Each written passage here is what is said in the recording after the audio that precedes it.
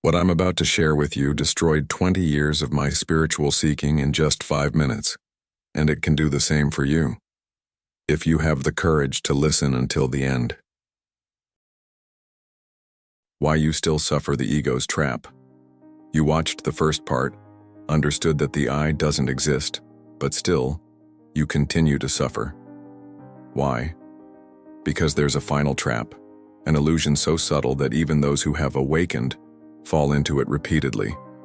The truth is this: the very desire to awaken is the last chain that binds you to the ego's prison. Take a deep breath. What I'm about to reveal may shock you, but it's the final key to absolute freedom. The spiritual seeker's paradox. Ramana Maharshi was once asked, "Master, why do I still feel anxiety even knowing that I am pure consciousness?" He replied with a smile, "Who is it that knows? Who is it that still feels?" Do you see the trap? Even after intellectually understanding that the ego is illusion, you continue operating from it. You become a spiritual ego, someone who collects knowledge about non-duality, but still functions from separation. The ego is extremely intelligent.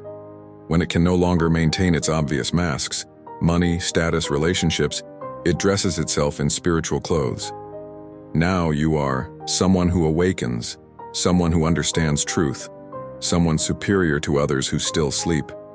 But that someone is still ego. The subtle identification with knowledge. Robert Adams used to say, "The most dangerous person is one who has read all the spiritual books, but has never truly surrendered." How many books on Advaita have you read? How many videos have you watched? How many quotes from masters can you recite from memory? And yet, when someone cuts you off in traffic, you feel anger. When your relationship isn't going well, you suffer. When you look at your bank account, you feel anxiety.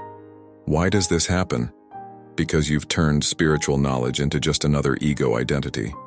You don't are the truth. You know about the truth. And there's an abyss between these two things. The last obstacle, fear of complete dissolution. Here's the secret that few have the courage to face. You're afraid of awakening completely, because truly awakening means the total death of everything you believe yourself to be.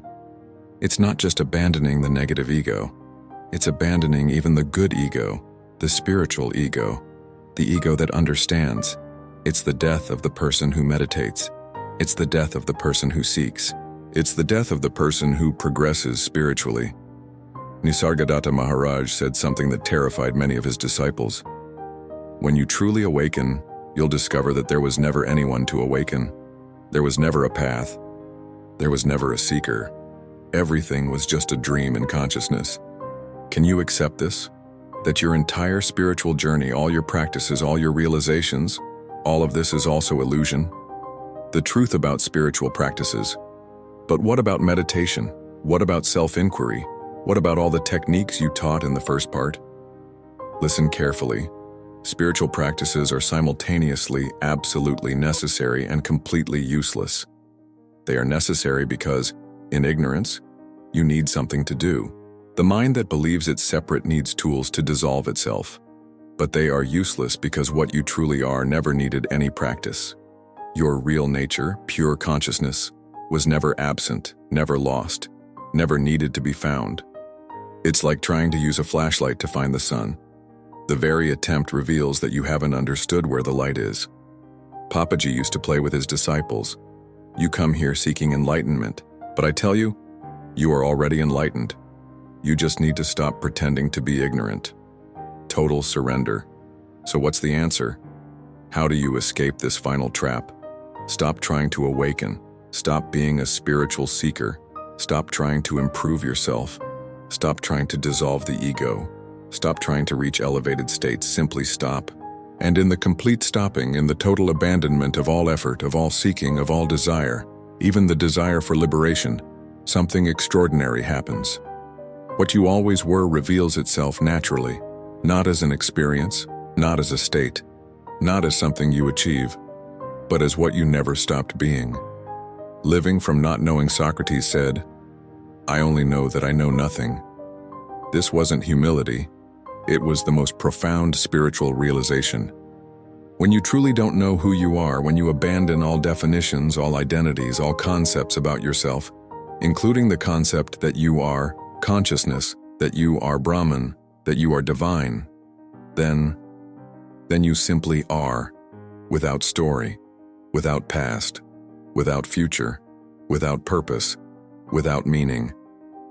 And paradoxically, in this total emptiness, you discover a fullness you never imagined possible. Life after awakening, that never happened. What is life like when this understanding establishes itself? It's extraordinarily ordinary. You don't walk around floating. You don't have a halo on your head. You don't speak only in mystical metaphors. You brush your teeth, you pay bills, you feel hungry, you get tired. But all of this happens in emptiness. It happens to no one. It happens in consciousness, like waves in the ocean. There's no longer a you inside commenting on the experience, judging, comparing, seeking to improve. There's just life living itself through this particular form that once believed it was someone. The illusion of spiritual graduation. Many seekers fall into the trap of thinking that awakening is like a university degree. You study, do the practices, have some realizations, and then you graduate as an enlightened person. But the truth is that there is no graduation in being. You don't become enlightened. You recognize that enlightenment is your essential nature and always was. It's like recognizing that you were always wet while in the ocean. You didn't become wet, you simply stopped believing you were dry. Huang Po, the Zen master, used to say, "There is nothing to practice, nothing to realize. You are already perfect Buddhas. Stop searching." The myth of spiritual progress. Here's a truth that can destroy years of spiritual seeking. There is no spiritual progress. There is no path from ignorance to wisdom. There is no evolution of consciousness. There is no spiritual development. All of these are concepts of the dualistic mind, which sees everything in terms of here to there, before and after. But in non-dual reality, everything is already perfect exactly as it is. Your anger is perfect. Your confusion is perfect. Your seeking is perfect. Your ignorance is perfect. Not because they are good or bad, but because they are exactly what is happening in consciousness in this moment. And consciousness doesn't judge its own content. It simply allows everything to be. The trap of spiritual teaching. Even watching this video can be a trap. You might leave here thinking, "Now I understand. I need to stop seeking." But that's still seeking. It's seeking the stopping of seeking. Or you might think, "Now I understand that I'm already perfect." But that's still someone understanding something about themselves. Do you see how subtle the mind is? It takes any teaching and turns it into more fuel for seeking. That's why Nisargadatta said, "All my teachings can be summarized in one sentence. You are not what you think you are." And if you ask, "Then what am I?" he replies, "You are not even what you think you are not." The silence beyond words. In the end, all words are inadequate. All teachings are just fingers pointing at the moon. Truth cannot be spoken because there is no one to speak and no one to listen. There is only this happening, without reason, without purpose, without explanation. And when you stop trying to understand, to reach, to become, when you stop trying to stop, when you don't even try not to try, then silence. And in that silence, everything is revealed without anything being said. Everything is understood without anything being comprehended. Everything is realized without anything being achieved. If you've come this far expecting a conclusion, a final solution, a definitive method, I'm sorry to disappoint you. There is no conclusion because there was never a real problem. There is no solution because there was never anything to solve. There is no method because what you are was never lost. The only thing I can tell you is, stop believing your thoughts about who you are. Stop believing your thoughts about who you are not. And in the space between those thoughts, in the emptiness of all identity, in the silence of all seeking, you will find what was never lost. Or better, You will stop pretending that you lost what you always had. The spiritual journey ends where it began. Exactly where you are. Exactly as you are. Exactly now. And if you still don't understand, perfect. Because incomprehension is also a manifestation of that which you are. Everything is perfect. Everything always was perfect. And you are that everything. Now close your eyes. Don't try to do anything. Don't try to be anything. Don't try to understand anything. Simply be. And notice that you already are.